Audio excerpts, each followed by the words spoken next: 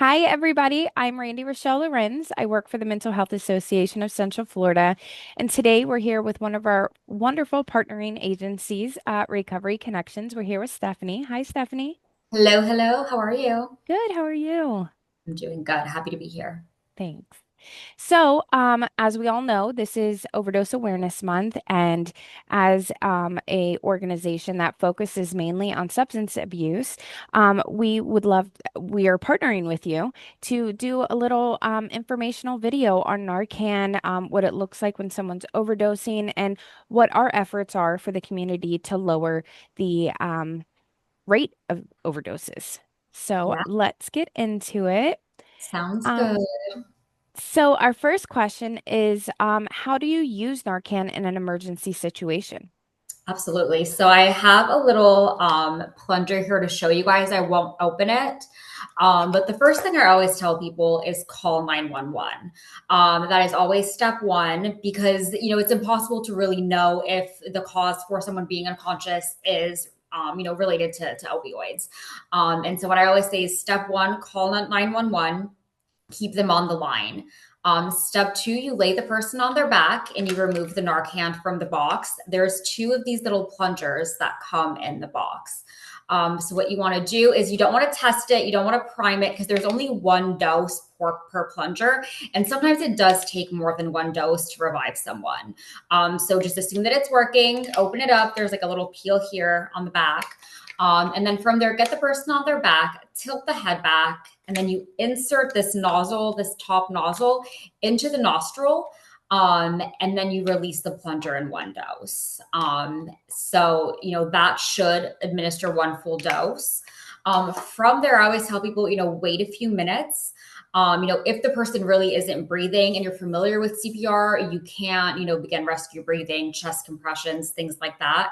But definitely stay, watch, wait. No, don't leave them. Sometimes it does require more than one dose. So if it's been, about 1 or 2 minutes, and the person is not revived, I always recommend trying a second dose.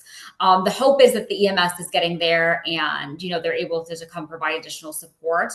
But definitely try more than one dose, especially with some of the drugs out there that are really strong.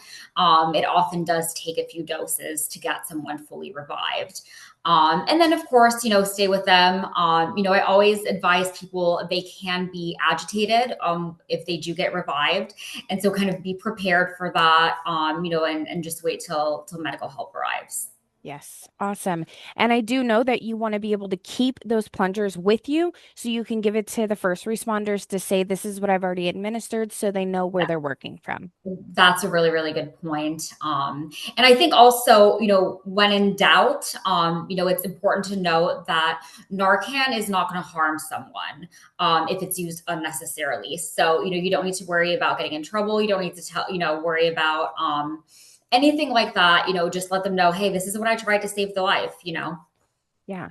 And along those lines, right? Like Narcan is only for an opioid overdose. So if somebody is overdosing from anything else and you use it, it's not going to harm them, but it won't reverse the effects.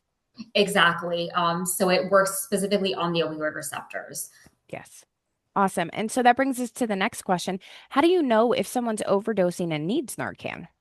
Yeah. So, the way that opioid overdoses happen, is they really, affect the breathing of the person. So usually they are unconscious. Usually it's very slow, shallow breathing, if any breath at all. Sometimes there's bluish tint or gray to the lips, the fingernails, pale, clammy skin. And then also, look at your surroundings, right? Oftentimes we're able to see if there seems to be drug use on the premises. But that being said, never assume. If someone is unconscious and you're not sure the case, I always advise better safe than sorry. If it was related to opiate use, then you are able to revive them by using the Narcan. Yes. And again, it won't harm them if they're not. Correct. Yes. Yes. What are some ways that Recovery Connection is raising awareness to lower the number of overdoses? Yeah, absolutely. So, we do that in a number of different ways, right? First and foremost is our community outreach and education. We partner with a number of agencies, a number of community partners, you guys included over at Mental Health Association of Florida. So we like to educate the community. We're at the Rescue Outreach Mission in Sanford. We work with the Department of Health in Seminole County. And we're always at different community events. Last weekend, I was at the Up Center, providing NARCAN to the community. So, we're always happy to train. We educate people, really just in general with harm reduction and what have you.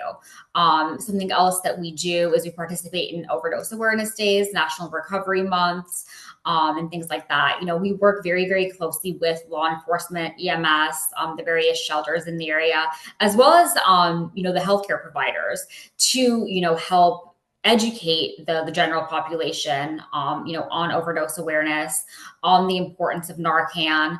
And I think we work really hard to reduce that stigma. In my personal experience, when I've been distributing Narcan, I get told very often, I don't do drugs, and so I don't need that. And it's important to note that, if you're passed out, like, it's not for you, right? It's for someone else. And Yes. so just educating people, this can happen anywhere, right? It can happen at church, can happen at school, can happen at the grocery store. People can be struggling anywhere, right? And so I think just understanding, not judging, and really just empowering people to understand that they can save a life through, the possibility of using the Narcan. So Yeah. I think we work really, really hard to do that. So really, that community education piece is crucial, I think, at reducing that stigma and advocating for people who need this life-saving care. Yeah, absolutely. And my go-to always is that a big percent of individuals that overdose, it happens at 7-Eleven or other gas stations. Yeah, So so if you true. And go there, everyone's pumping gas. So hmm if you go there, you probably should just carry Narcan just in case. right. I always have a little plunger in my purse. I keep some in my car. I have some at my house. And I think it's becoming more and more common for business owners to carry it as well. So if you're in a location, maybe you don't have it on you, but you find someone that's passed out, the same way that you can yell, call 911, Mhm. you can ask, does someone have any Narcan, Yeah, right? And you may be in a situation where you just happen to have it, and it's not someone that it's not a loved one, but you're in a public place and someone realizes that they're in need. yeah, absolutely, absolutely. Can you tell me about the services that you provide there at Recovery Connections that help decrease overdose and substance use as a whole? Yeah, absolutely. So, Recovery Connections is an RCO. It's a recovery community organization. We do have two physical centers in Orange County as well as Seminole County, and are in the process. We're very excited. We're expanding out to Brevard and Osceola County as well. So, at the core of what we do is our peer support services. So, we have peer support staff that has lived experience, and they work with our participants. They do one-on-one peer counseling sessions. They set SMART goals, and they look at the overall recovery capital of the individual and of the participant, right? So we have folks that come to us in crisis, and while we don't have any in-house treatment providers, we have a very expensive network of providers that we work with, right? So we're able to get them in the right place, and so we're usually pretty quick with that. So that's one way that we're able to help. And then once someone is stabilized, we can engage them as a participant in our program. What that looks like is they meet with someone, they do an intake process. We look at everything from, do you have a safe place to live? When's the last time you ate? Do you have a change of clothes? Do you have toiletry items? And then we also look at things like transportation. And then as the people get more stabilized, right, we're able to look at other functions as well, right? Do you have hobbies? How are you supporting your recovery? Are you interested in peer support groups, 12-step fellowships, things like that, right? So all that stems from our peer support services, and those wraparound services are for participants of that. We also have our 24-hour, 7-day-a-week 407 Recover helpline. So this helpline is manned by peer support staff 24 hours a day. So at any point, and you can call it from any county, from anywhere in Florida, 407 recover. Pick up the phone and you're able to speak to someone live, right? You're not getting routed anywhere else. And it's someone with lived experience who has been in your shoes in some form or fashion, and is able to kind of walk you through what your options are and what your options look like. And then obviously I've already mentioned education throughout the community, reducing stigma. We also have our website that's a great resource, myrecoveryconnections.org. There you can find the addresses to both of our centers. You can find 407 Recover. You can find the phone number, although it's usually pretty easy to remember, right? You're able to find some database information there as well, right? Although I always recommend picking up the phone and calling and talking to our staff. They're super helpful. They've been there before, and they can kind of talk through options with you, right? And see, if you do need to get into treatment, if you do need to get into detox, or if you're stable enough to, just kind of hold off and get scheduled to come in and meet with a peer as well. That's so many wonderful things that you're doing. It's not just one place, but there's like a plethora of opportunities. And I know that you are multiple forms of recovery, right? Multiple pathways. So, um, you have all of those, from the crisis to the wraparound, right? And everything in between. So that is so wonderful. Exactly. And I mean, and we even have our mobile team goes out into the community. They go to treatment centers, they go to different homeless service hubs, and they meet people where they're at, physically and mentally and emotionally, right, in every capacity. And then we also have our Justice Involved team that actually sits on site at the courthouses and works with individuals that are in the justice and problem solving court. So already engaged in the justice system. And our role as peers is not to replace their case manager. It's not to replace the staff at the treatment center. It's to provide additional support, right? And something that I find really, really beautiful is when someone comes to us in crisis and we're able to get them into treatment, they see recovery connections through our mobile team while they're there. And then when they get out, they're familiar with us. They, know what we offer. And it makes that whole continuum of care so much more seamless and just safe for the participants, right? Because for some folks, especially if you're navigating this for the first time, it's overwhelming, it's scary, and having someone who has lived through it, has probably had similar experiences, and is really able to get on your level without judgment, without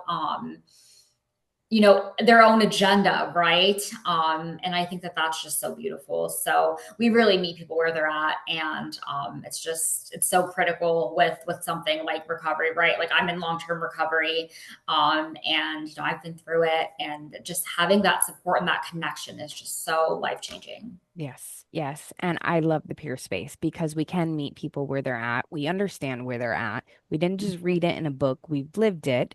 So I love the peer space. Yeah. Awesome.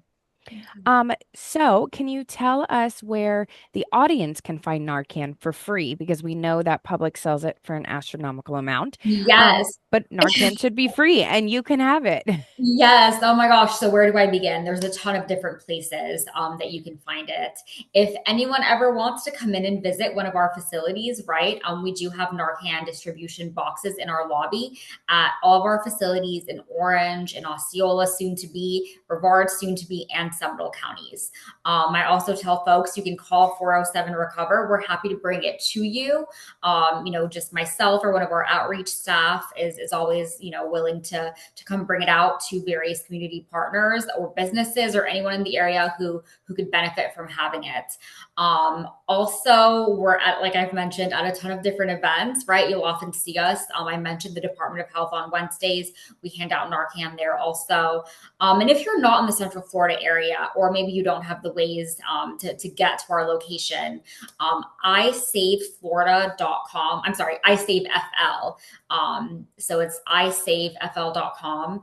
Has a search function where you can put in your zip code and you're able to, locate the nearest site to you. But of course, we always love having people stop by and get it for us or dropping it off.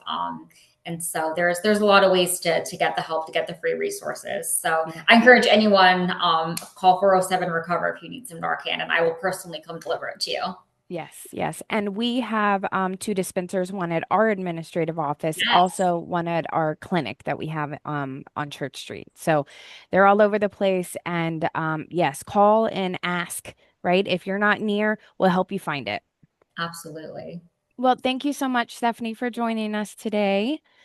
And thank you for all the hard work that you and your organization does to help reduce the stigma, educate the community, and the end goal, lowering the rates of overdoses. Yeah, and allowing people to have a chance at recovery, right? I think it's not enabling. It's, giving them a chance. It's hard to get help if you don't live. So you're very welcome. It's been an absolute pleasure, and I'll talk to you soon. Okay, take care. Bye, everyone.